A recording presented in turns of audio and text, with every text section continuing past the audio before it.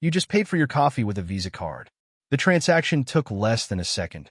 But behind that simple tap, an entire system had already gone to work. But here's the strange part. During those few seconds, something important happened that most people never even think about. Visa never actually had your money. And once you understand that one fact, you'll never look at a card payment the same way again. So if Visa didn't really have your money, where did it go? Let's take a closer look at what really happens after you tap your card. Most people assume the payment simply moves through Visa before reaching the coffee shop. That seems logical, but it's wrong, because that's not what actually happens. The real process is much more interesting than most people realize. Let's slow everything down and take a closer look at a single $10 payment. We'll follow it from beginning to end and see what actually happens behind the scenes. The first thing you need to know is this. Your bank is the institution holding the account behind your card. That's where your money is actually stored. There are actually two different things moving during this transaction: your money and the payment information that represents it. Your card isn't sending money to Visa. It's sending a request that asks whether the payment should be approved. That request is then routed through Visa's network, which acts as a communication system connecting different participants.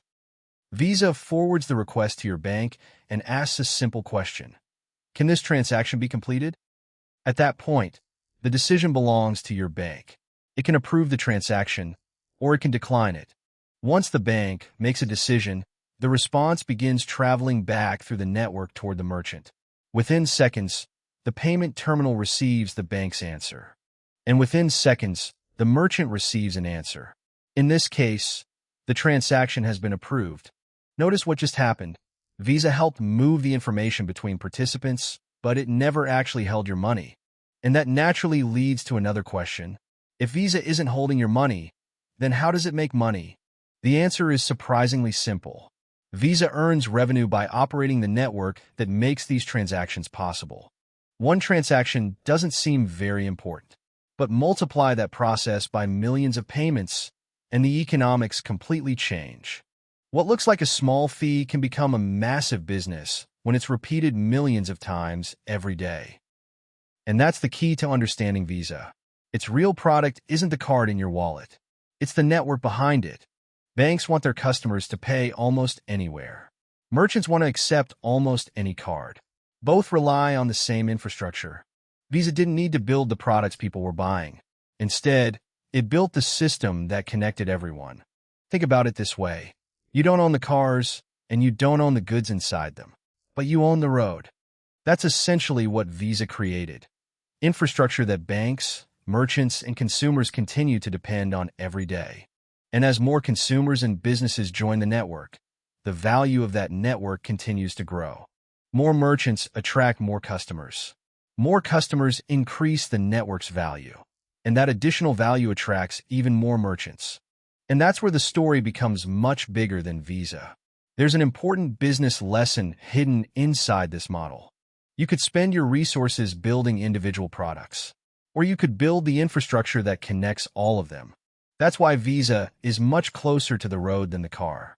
It benefits from the traffic moving across its network. Remember that $10 cup of coffee from the beginning? Now you can finally see what was happening behind that payment. When you pay, you notice the card and the terminal. What you don't see is the infrastructure operating underneath them. Visa doesn't sell you money. It provides access to a network that allows payments to move quickly and efficiently. And that's the beauty of the model. Visa can continue growing without owning the stores, the products, or the money. So the next time you see the Visa logo on your card, don't think only about the card. Think about the network. Visa doesn't need to own your money to profit from the movement of money. It built the infrastructure that enables those transactions. And that's what makes an ordinary card payment much more interesting than it first appears. The most powerful part of the business is the part most people never notice: the invisible network operating in the background. So now you know. Behind the Visa card isn't a company holding your money. It's a network connecting the world of payments. And that's how Visa built one of the most powerful businesses in the world without ever needing to hold your money. Behind every tap, every purchase, and every approved transaction is a network designed to connect the entire payment ecosystem. And that's the real business behind the card in your wallet. The card is visible, the network isn't.